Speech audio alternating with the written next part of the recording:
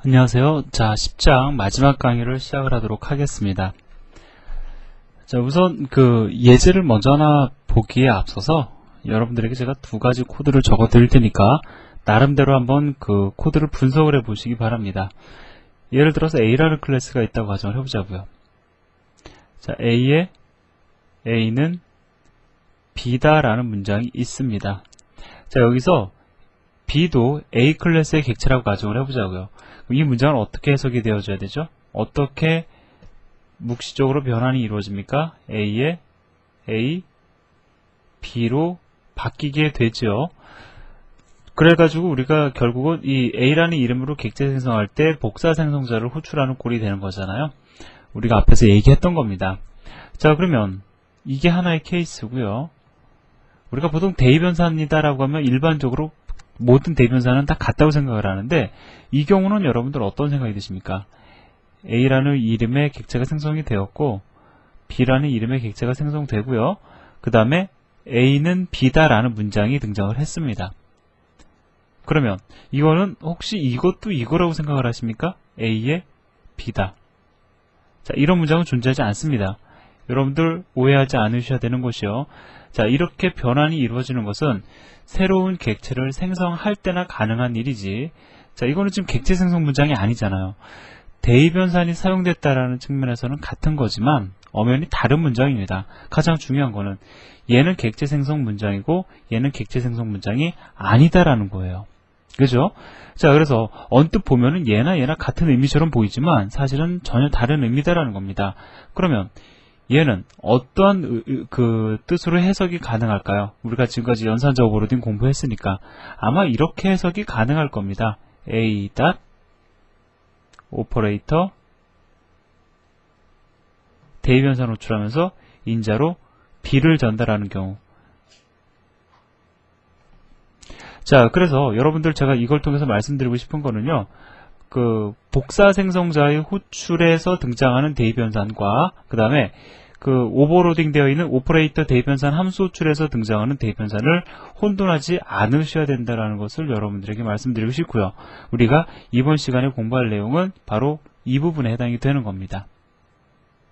자, 그럼 일단 예제를 통해서 한번 가볍게 보도록 하죠. 자, 디폴트 서브 op다 cbp라는 예제를 같이 보도록 하겠습니다.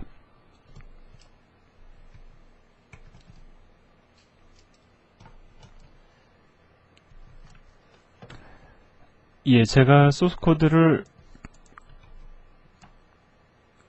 가져다 놨네요. 자, 여기 보면은 포인트 클래스 있어요. 우리가 지난 시간에 봤었던 포인트 클래스와 동일합니다. 자, 이렇게 시프트 연산, 오퍼레이터 시프트 연산자도 오버로딩 되어 있고요. 물론 전역 함수로 오버로딩이 되어 있죠. 자, 그래서 P1 객체, P2 객체 생성한 다음에 P2가 지니고 있는 값을 P1에 대입을 하겠다라는 의미로 이렇게 썼습니다. 근데 여러분들 지금 보시면은요, 이 문장은 이렇게 해석이 되어진다라고 제가 앞에서 말씀을 드렸는데, 혹 또 의심이 가실 수 있으니까 이 문장을 그냥 이걸로 바꿔서 한번 실행을 먼저 해보도록 하겠습니다. 그리고 출력 결과를 보자고요. 자, 중요한 사실은 현재 P1은 1과 3이고 P2는 10과 30이라는 겁니다. 그럼 P1이 얼마가 출력이 되는지를 확인해 보도록 하겠습니다.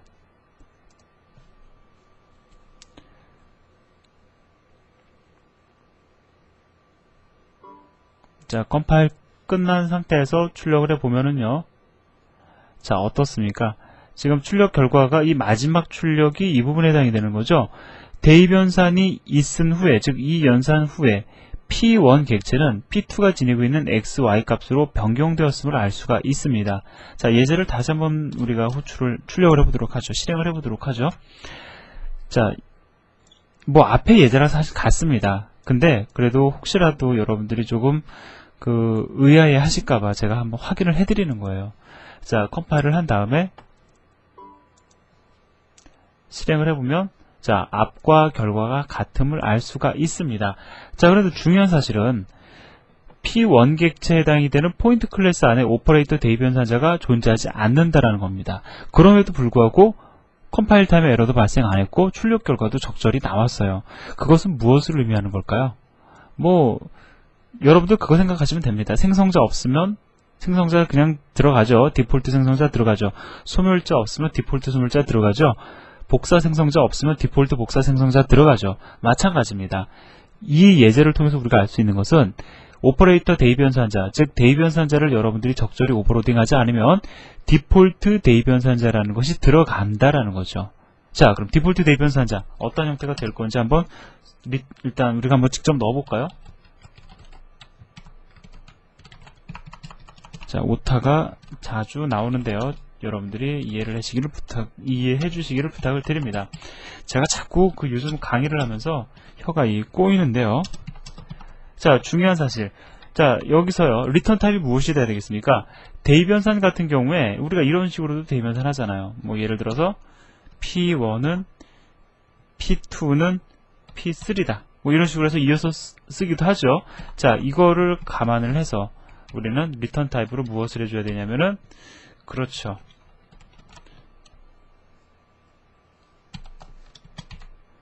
앞에서 우리가 공부했었던 입출력에 관련된 예제와 마찬가지입니다. 자, 이렇게 해서 포인트 객체 자신, 지금 대입 변산이 끝난 포인트 객체 자신을 다시 리턴할 필요가 있습니다. 대입 변산자가 이어서 선언되는 것을 갖다가 우리가 고려해서 이렇게 선언을 해야 되겠죠. 자, 그 다음에 x는 p의 x값, y는 p의 y값으로 이렇게 변경해 주도록 제가 오퍼레이터 대입 변산자를 갖다가 정의를 했습니다. 자, 그럼 다시 한번 컴파일하고 실행을 해보도록 하죠. 자, 컴파일을 한 다음에, 자, 문제가 없음을 확인을 하셨죠? 자, 출력 결과가 같음을 할 수가 있습니다. 이것은 무엇을 의미를 하는 거냐면, 제가 여기에서 정의해 넣은 오퍼레이터 대입 변산자는 디폴트로 제공이 되는 오퍼레이터 대입 변산자와 그 형태가 일치한다라는 것을 간접적으로 여러분들에게 증명을 해드리는 것이 되는 거죠. 자, 이해되셨습니까? 예. 자, 그래서요. 중요한 사실은 뭐냐면은, 여러분들이 일단은 디폴트 대입 변산자라는 것이 제공이 된다는 것과 디폴트 대입 변산자의 기능이 어떠한 기능을 지니는지 이거를 이해하시는 것도 중요합니다. 복사 생성자 같은 경우에 멤버 대 멤버 복사하죠. 마찬가지입니다. 디폴트 대입 변산자도 멤버 대 멤버 복사라는 작업을 하게끔 구현이 되어 있는 겁니다. 자, 이해되셨죠?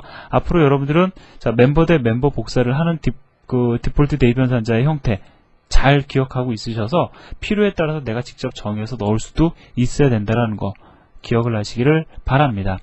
자, 그러면 지금 보니까 디폴트 대입 변산자 같은 경우에 적절히 멤버 대 멤버 복사해 주니까는 우리가 굳이 따로 정의해서 넣을 필요 없을 거라는 생각이 많이 들죠.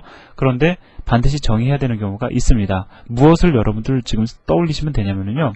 복사 생성자, 디폴트 복사 생성자도 멤버 대 멤버 복사해 주죠. 그런데도 우리가 복사 생성자를 직접 정의해 넣어줘야 되는 경우가 있습니다. 어떤 경우에? 딥 카피가 요구되어지는 경우에, 깊은 복사가 요구되어지는 경우에 우리가 복사 생성자를 직접 정해서 넣죠. 마찬가지입니다. 자, 그러면 예제를 통해서 보도록 하죠.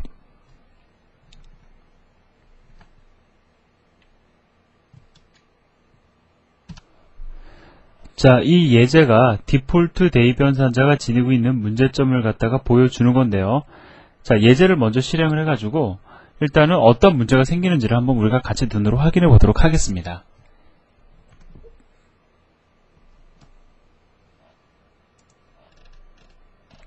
자, 이 예제를 제가 그대로 긁어서요. 자, 가져다 놨습니다. 우리 지금 프레젠테이션 자료에 있는 예제인데요. 자, 여러분들이 한번 간단하게 소스코드를 분석을 하신 다음에 저를 따라와 주시기를 부탁을 드립니다. 어렵진 않아요. 우리가 지금까지 봤던 예제고 하기 때문에 여러분들이 충분히 이해하실 수 있는 예제입니다. 컴파일을 하면은 컴파일 타임에 전혀 문제가 안 생기죠. 자, 실행을 해보면 자, 이런 이제 에러가 드디어 등장을 했습니다. 런타임 에러가 발생이 됐는데 그 이유를 이제 한번 우리가 찾아보도록 하자고요. 자, 그것을 찾고 해결하는 것이 우리가 마지막으로 해야 될 내용입니다. 자, 여기서 보면은 P1, P2 객체 생성하고 있어요. 자, 어떻게 형성이 되냐면 P1 객체 내에는 name이라는 포인터가 있어서 요 생성자 호출되죠. 자, 문자열의 길이만큼 동적 할당한 다음에 여기다가 뭐 리준이라는 문자열 저장을 하고 그 포인터를 P1 객체가 유지하는 형태가 될 겁니다. 이거 자세히 설명 안 드려도 여러분들 이해하실 수 있으시죠? 자, 그리고요, 마찬가지로 P2 객체도 생성이 되면은 P2 객체에 존재하는 name이라는 문자열이 있을 거고요. name이라는 포인터가 있을 거고, 얘도 생성자 내에서 동적 할당하고 문자열을 저장한 메모리 공간을 참조하게 됩니다. 뭐 홍캔이라는 이름의 문자열이 등록이 되죠. 자, 중요한 사실은 P1과 P2는 스택에 존재한다라는 거고요. 이 문자열들은 어디에 존재한다는 겁니까? 당연히 동적 할당되었으니까 힙에 존재하게 되겠죠. 그리고 이 person 클래스 보면은요, 생성자에서 동적 할당했기 때문에 소멸자에서 소멸해주는 코드가 존재합니다. 이거 당연한 거죠. 그리고 뭐 생성자 내에서 동적 할당했기 때문에 복사 생성자도 적절히 아주 잘 정의를 해주고 있네요. 자, 그러면요, 그 다음에 여기서 보면은, 자, 드디어 P2의 그 객체를 이용을 해서 P1에다가 대변산을 하려고 합니다. 그럼 이 문장은 어떻게 해석이 되냐면, P1 객체 안에 존재하는 오퍼레이터 대변산자 호출하면서 인자값으로 P2가 전달이 되겠죠. 그러면 P1 객체 안에 존재하는 오퍼레이터 대변산자가 호출이 되는데 그 과정에서 어떤 일이 벌어지는지 한번 생각을 해봅시다. 오퍼레이터 대변산자 있습니까? 없죠. 그럼 디폴트 대변산자 호출되겠죠. P1 객체의 디폴트 대변산자가 호출이 되면서 P2가 인자로 전달이 된다고요. 그럼 이 안에서 하는 일이 뭡니까? 멤버 대 멤버 복사죠.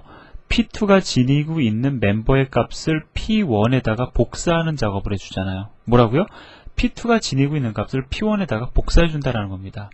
그러면 그 결과로 어떤 일이 벌어지냐면은 어떻게 되죠? 우리가 복사 생성자에서 얘기했던 거잖아요. 그죠?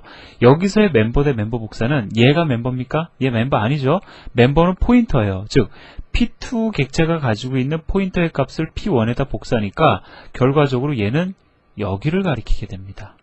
이 관계는 물론 끊어지게 되겠죠. 자, 이 문제 우리 어디서 많이 봤었죠? 그렇죠. 복사 생성자에서도 우리가 한번 언급했던 겁니다. 하나의 문자열을 두 개의 객체가 동시에 참조하다 보니까 소멸자 호출되는 데 있어서 문제가 생기죠. 자, 그것이 가장 일반적인 형태의 문제입니다. 근데 디폴트 대의 변산자는요, 디폴트 복사 생성자가 지니지 않는 문제 하나를 더 가지고 있어요. 뭡니까? 메모리 유출이 발생되죠. 자, 포인터를 잃어버렸기 때문에 얘는 프로그램 종료될 때까지 계속 메모리 공간에서 리소스를 잡아먹게 될 겁니다. 그래서 그 복사 생성자 코드 같은 경우에는 요거 하나만 신경을 써줬으면 되는데, 이제 대입변산자에서는요, 요 부분 메모리 유출을 막아주는 코드도 같이 고민을 해야 된다라는 겁니다. 이해되셨나요? 요 그림으로 이해하시는 게 중요해요. 이 그림 다 이해하셨으면 이제 적절한 형태의 대입변산자 여러분들이 고민하실 수 있어요. 그냥 바로 구현 가능할 겁니다. 왜냐면은 복사 생성자랑 크게 차이가 나는 게 아니거든요. 자, 그럼 결과적으로 우리는 어떠한 대입변산자를 정의를 해줘야 되냐면 딥카피를 하는, 깊은 복사를 하는 복사 생성자를 대입변산자를 정의해야 될 겁니다. 자, 그러면 예제를 통해서 같이 만들어 보도록 하죠. 자, 만들어 보기 앞서서 그 뒤에 그림이 나오거든요. 이렇게 되는데 이렇게 문제가 생긴다. 메모리 유출이 하나의 문제고 똑같은 메모리 공간을 같이 참조하기 때문에 역시 문제다. 이걸 얘기하는 겁니다. 자, 그래서 깊은 복사를 하는 대입변산자 이렇게 쫙 나와 있는데, 자, 예제를 가지고 우리가 직접 한번 바꿔보자고요. 자, 그럼 제가 천천히 한번 여기서 바로 적용을 해보도록 하겠습니다. 자, 일단 필요한 것이 오퍼레이터 대입변산자죠. 인자값으로 펄슨 객체를 받습니다. 자, 뭐 그 다음에 기본적으로 리턴 타입은, 자, 왜 이렇게 주는지 아시죠? 제가 앞에서 말씀드렸으니까 일단 여기서부터 시작을 하자고요. 자, 그러면 제일 먼저 해결해야 될 문제가 뭡니까? 이 그림을 가지고 얘기해 볼까요? 제일 먼저 P1 객체는 우리가 이제 이 문제를 해결하기 위해서 그 메모리 공간을 얘를 참조를 해서 메모리 공간을 할당을 하고요. 그리고 얘는 얘를 가리키게끔 해야 되겠죠. 그리고 나서 얘가 지니고 있는 문자열을 여기다가 저장을 해주는 겁니다. 복사 생성자랑 완전히 똑같잖아요. 그죠? 그 문제는 뭐냐면 얘가 여기를 참조를 잃어버린다는 거죠. 얘는 메모리 유출로 이어지지 않습니까? 그러니까 제일 먼저 할 거는 얘를 완전히 소멸시켜주는 작업이에요. 자, 그리고 나서 복사 생성자와 같은 형태로 예제를 작성하시면 되는 겁니다. 자, 한번 같이 진행을 해보도록 하죠. 자, 일단은 기존에 가리키고 있었던 문자열 삭제를 합니다. 자, 그리고요, 이제 네임은 메모리 공간을 다시 할당을 하는데,